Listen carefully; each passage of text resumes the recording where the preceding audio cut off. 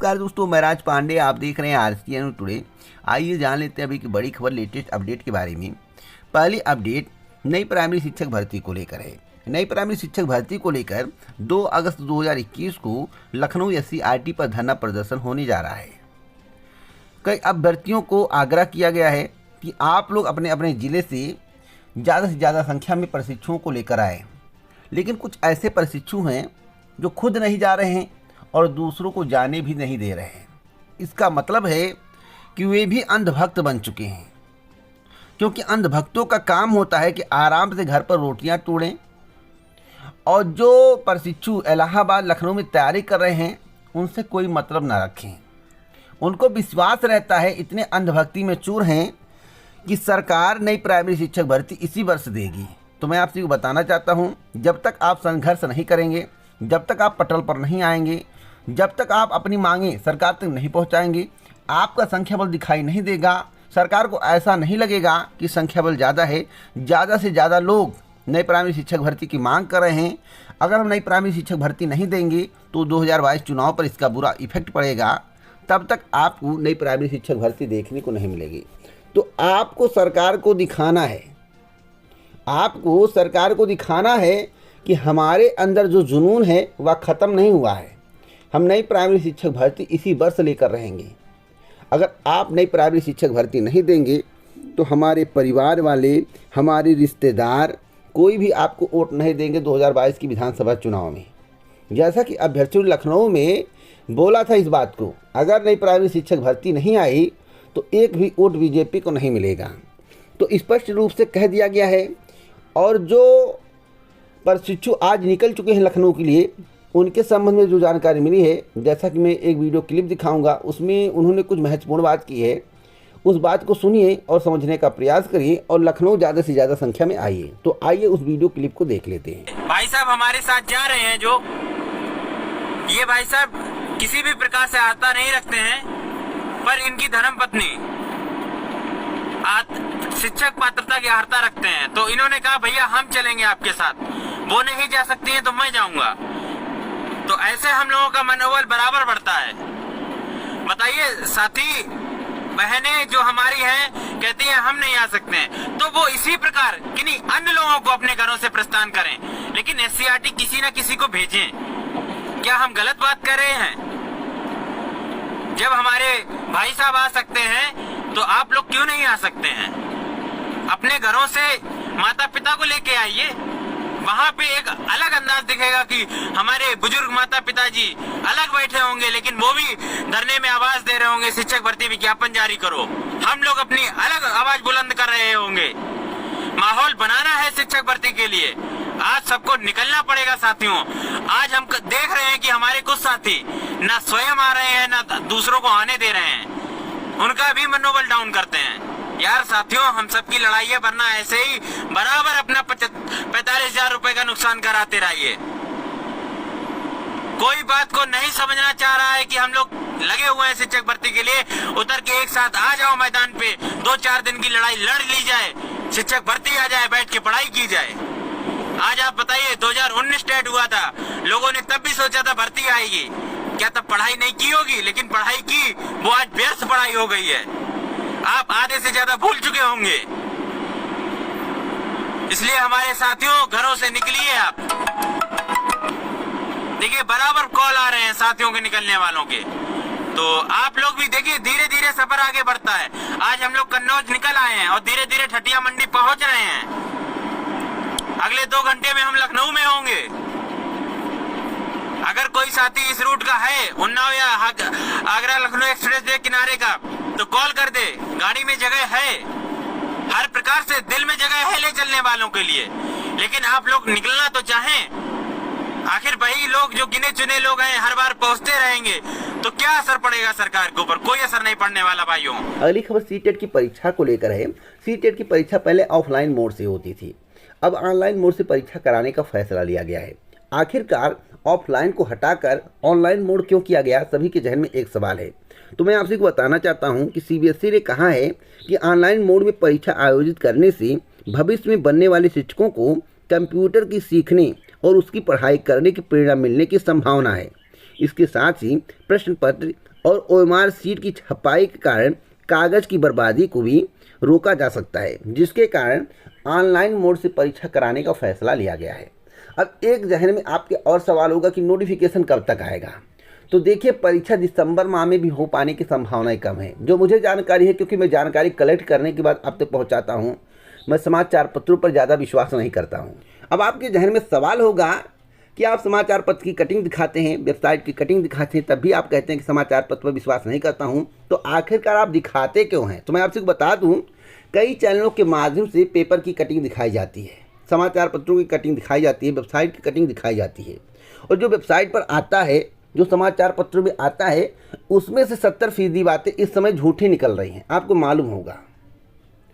उसी बात की पुष्टि करने के लिए, आपको समझाने के लिए, सही जानकारी देने के लिए, जिससे आप भ्रमित ना हो, इसलिए मैं समाचार पत्रों का उपयोग करता हूं, समाचार पत्र की कटिंग दिखाता हूं। जो बातें सही होती हैं समाचार पत्र में उसको बता देता हूं, जो गलत होती है उसका कटाक्ष कर देता हूं, आपको सही जानकारी दे देता हूं।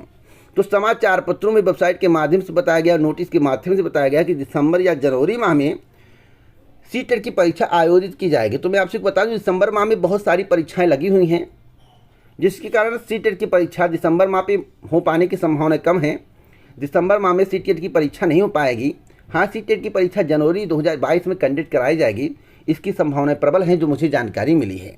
नोटिफिकेशन की जहाँ तक बात है, अगर जनवरी माह में सीटेट की परीक्षा कंडक्ट कराई जाएगी तो नोटिफिकेशन अगस्त के दूसरे पखवाड़े तक जारी होगा, उससे पहले जारी होने की संभावनाएं भी कम हैं। तो आप लोग अपनी तैयारी करते रहिए, आगे कोई जानकारी मिलेगी इस चैनल के माध्यम से जरूर देंगे। अगली खबर रजत शर्मा के एक ट्वीट को लेकर है, जो कि खूब वायरल हो रहा है। जैसा कि आप अपने स्क्रीन पर देख सकते हैं, यहाँ पर रजत शर्मा का फोटो लगा हुआ है। रजत शर्मा कौन है, इनके बारे में आप लोग भली भांति जानते होंगे। अगर इंडिया टीवी आप लोग देखते होंगे तो आपकी अदालत में इन्हें पाते होंगे। यहाँ पर क्या लिखा हुआ है, आप इसे पढ़ लीजिए। इसका मतलब क्या होता है, आपको इसके संबंध में जानकारी होना आवश्यक है। मैं आपसे को बताना चाहता हूँ, यह ट्वीट खूब वायरल हो रहा है। यह ट्वीट फेक है या ओरिजिनल है, इस बात की पुष्टि मैं नहीं करता हूँ, इस चैनल के माध्यम से नहीं की जाती है, क्योंकि यह ट्वीट सोशल मीडिया के माध्यम से मुझे प्राप्त हुआ है। तो फेक है या ओरिजिनल है, इसकी पुष्टि मैं नहीं कर सकता हूँ। लेकिन हाँ, अगर रजत शर्मा के द्वारा यह ट्वीट किया गया है, रजत शर्मा ने खुद किया है, तो इसमें क्या लिखा हुआ है आप लोग पढ़ सकते हैं। इसमें लिखा हुआ है कि रिश्तों को जोड़े रखने के लिए कभी गूंगा, कभी बहरा, तो कभी अंधा भी होना पड़ता है। क्या कहने का मतलब है, इसका क्या मतलब निकल रहा है? कुछ लोग कह रहे हैं मीडिया बिक चुकी है, कुछ लोग कह रहे हैं कि अपने आकाओं के लिए जो है रजत शर्मा जी इस तरह की बात कर रहे हैं, और इस तरह की बात रजत शर्मा को शोभा नहीं देता है, ऐसा कुछ लोगों का मानना है। जैसा कि ट्वीट आया, सोशल मीडिया पर वायरल हो रहा है, कई कमेंट आ रहे हैं। इसको पढ़ने के बाद आपको क्या लगता है, आप लोग कमेंट बॉक्स में ज़रूर बताइएगा। मैं एक बार और पढ़ दे रहा हूँ। रिश्तों को जोड़े रखने के लिए कभी गूंगा, कभी बहरा, तो कभी अंधा भी होना पड़ता है। इसका मतलब क्या है, कमेंट बॉक्स में ज़रूर बताइएगा। इस मतलब के बारे में सभी लोग पूछ रहे हैं, आखिरकार रजत शर्मा क्या कहना चाहते हैं, उनका मतलब क्या है। वास्तव में जो पहले से हल्ला है गोदी मीडिया, उसमें सच्चाई है या फेक है। अगली खबर यूपी टीजीटी पीजीटी भर्ती परीक्षा 2021 को लेकर है। यूपी टीजीटी पीजीटी भर्ती परीक्षा 2021 पुनः एक बार कोर्ट में जाने के लिए तैयार है। अब की बार मामला कुछ अलग है। पिछली बार जो कोर्ट में मामला गया था वह सेंटर को लेकर गया था कि मंडल मुख्यालय पर सेंटर बनाया जाए, लेकिन कोर्ट ने उस पर कुछ भी एक्शन नहीं लिया। अब की बार एडमिट कार्ड का मामला है। यहाँ पर साफ साफ लिखा हुआ है, जैसा कि आप अपने स्क्रीन पर देख सकते हैं, जिन लोगों का एडमिट कार्ड नहीं जारी हुआ है उनकी तरफ से कल हाईकोर्ट में याचिका दाखिल की जा रही है। सभी लोग मिलकर हाई लेवल के वकील किए हैं। सवाल है, क्या जीत मिल जाएगी? जीत तभी मिलेगी जब उत्तर प्रदेश माध्यमिक शिक्षा सेवा चयन बोर्ड के द्वारा आपको अवगत नहीं कराया गया होगा। आपको मालूम होगा 2020 में नोटिफिकेशन आया, नोटिफिकेशन रद्द कर दिया गया, पुनः नोटिफिकेशन 2021 में जारी किया गया। अगर उत्तर प्रदेश माध्यमिक शिक्षा सेवा चयन बोर्ड के द्वारा आपको इस बात की जानकारी नहीं दी गई होगी कि आप लोग अपना फॉर्म अपडेट कर लीजिए, तो आपको हाई कोर्ट से जीत मिलेगी। अगर उत्तर प्रदेश माध्यमिक शिक्षा सेवा चयन बोर्ड के द्वारा आपको इस बात की जानकारी दी गई थी कि आप लोग जो है पुनः अपने फॉर्म को अपडेट कर ले, जो 2020 में अप्लाई किए थे, पहले नोटिफिकेशन में अप्लाई किए थे, तो आपको जीत नहीं मिलेगी, आप पुनः हार जाएंगे। जो मुझे जानकारी, मैं अपनी जानकारी के आधार पर आपको जानकारी दे रहा हूँ। खबर यूपी विधानसभा चुनाव 2022 को लेकर है। यूपी विधानसभा चुनाव 2022 जैसे जैसे नज़दीक आ रहा है, सरकार के द्वारा बड़ी बड़ी सौगातें दी जा रही हैं, शिलान्यास किए जा रहे हैं। आपको मालूम होगा कि चुनाव कितना दिन बचा है, 5 माह बाद चुनाव होना है और सरकार के द्वारा बड़ी बड़ी घोषणाएं की जा रही हैं। घोषणाएं कितनी पूरी होंगी, सरकार के द्वारा जो कहा जा रहा है वह कितना पूरा होगा, उसमें कितनी सच्चाई होगी, आप लोगों को भली भांति मालूम होगा। आज देश के गृह मंत्री अमित शाह जी एक दिवसीय दौरे पर लखनऊ आए थे और जनसभा को संबोधित कर रहे थे। उन्होंने बेरोजगारी के मुद्दे पर बात नहीं की, उन्होंने सरकारी नौकरी पर बात नहीं की, जबकि केंद्र में ही केवल 8.72 लाख के करीब पद खाली हैं, लेकिन उस पर चर्चा नहीं की जा रही है। देश में बेरोजगारी चरम पर है, उस पर चर्चा नहीं की जा रही। बस राम मंदिर, विंध्यवासिनी कॉरिडोर इत्यादि पर चर्चा की जा रही है। और आप देखिएगा कि 2022 का जो चुनाव होगा फिर राम मंदिर पर लड़ा जाएगा। कहा जाएगा कि राम मंदिर का नींव रख दिया गया है, काम चल रहा है, भव्य मंदिर बनाए जाएंगे, इतना बड़ा मंदिर, इतना विशाल मंदिर होगा। श्रीमान जी, मंदिर आस्था का विषय है और रामचंद्र जी हमारे दिल में बसते हैं। रामचंद्र जी का हम वंदन करते हैं, हमारे भगवान हैं, मैं उनको भगवान मानता हूं। क्या प्रभु को मुद्दा बनाकर राजनीति करना उचित है? क्या भगवान को मुद्दा बनाकर राजनीति करना उचित है?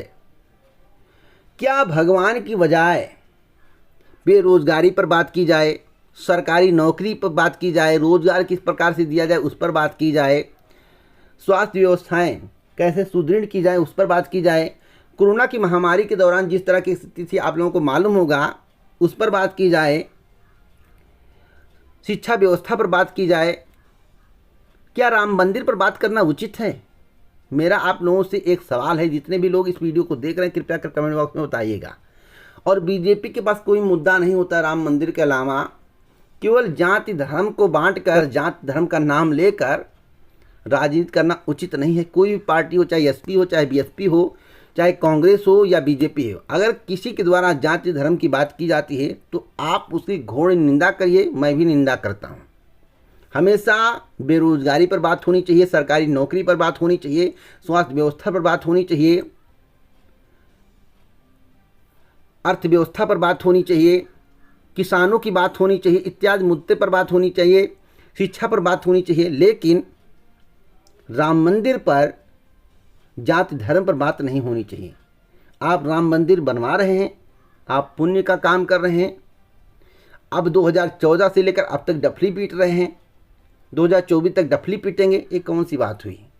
तो डफली पीटने की आवश्यकता नहीं है, जो आप करा रहे हैं दुनिया जानती है, इसमें बताने की आवश्यकता नहीं है, पीटने की आवश्यकता नहीं है। आप बेरोजगारी पर बात करिए, रोजगार पर बात करिए, सरकारी नौकरी पर बात करिए, स्वास्थ्य व्यवस्था पर बात करिए, इत्यादि पर बात करिए।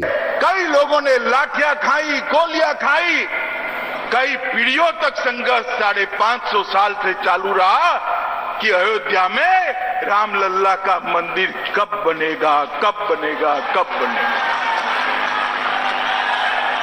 और आप सबने आशीर्वाद दे दिया। मोदी जी ने राम जन्मभूमि ट्रस्ट न्यास की स्थापना की और कुछ ही समय में देखते देखते देखते आकाश को छूने वाला रामलल्ला का भव्य मंदिर अयोध्या में बनने की शुरुआत हो। पहले कुंभ को रोकने की बातें होती थी, यही उत्तर प्रदेश था। कुंभ होता था, कई लोग गिर कर मर जाते थे, अव्यवस्थाएं होती थी। आज योगी जी की सरकार बनी है। मैं मेरे जीवन काल में गत कुंभ के अलावे सब कुंभ में गया। जब से समझ आया सब कुंभ में गया हूं, प्रयागराज के कुंभ जैसी अवस्था मैंने मेरे जीवन में नहीं देखी। अगली खबर यूपी SSC की पीईटी एग्जाम 2021 को लेकर है। यूपी SSC के द्वारा पीईटी एग्जाम 2021 की तैयारी की जा रही है, सेंटर बनाए जा रहे हैं। सेंटर के संबंध में कल मेरे द्वारा आपसे कहा गया था कि कितने सेंटर बनाए गए हैं, कितने बाकी हैं, इसके संबंध में जानकारी कलेक्ट करने के बाद मैं आपको जानकारी दूंगा। अब तक 2745 सेंटर बनाए जा चुके हैं। कल सेंटर का काम पूरा हो जाएगा और 3 अगस्त से एडमिट कार्ड पर काम शुरू होगा। 3 अगस्त से एडमिट कार्ड पर काम शुरू होगा, जो मुझे जानकारी मिली है। 20 अगस्त 2021 को 2 पालियों में पीटी परीक्षा का आयोजन होगा। पीटी परीक्षा में चुस्त दुरुस्त व्यवस्था की गई है। नकल विहीन परीक्षा कराने के लिए एसटीएफ को लगाया जाएगा, सीसीटीवी कैमरा लगाया जाएगा। आयोग में 50 से 60 कंप्यूटर होंगे। ऑनलाइन मॉनिटरिंग की जाएगी। किसी भी हरकत पर नज़र रखा जाएगा। कोई भी हरकत होती है तो आपको 3 साल के लिए परीक्षा से वंचित कर दिया जाएगा, डिबार कर दिया जाएगा। तो सारा काम पूरा हो चुका है। 3 अगस्त 2021 से एडमिट कार्ड पर काम शुरू होगा। एडमिट कार्ड 6 से 9 के बीच में जारी किया जाएगा, जो मुझे जानकारी मिली है। इसी प्रकार की जानकारी के लिए चैनल को सब्सक्राइब करें, बेल आइकन दबाएं और पर सेट करें, जिससे हमारे वीडियो का नोटिफिकेशन आपके पास सबसे पहले पहुंच जाए। वीडियो को आप सबसे पहले देख पाएँ। वीडियो को लाइक शेयर करना मत भूलें। जय हिंद, जय भारत दोस्तों, नमस्कार।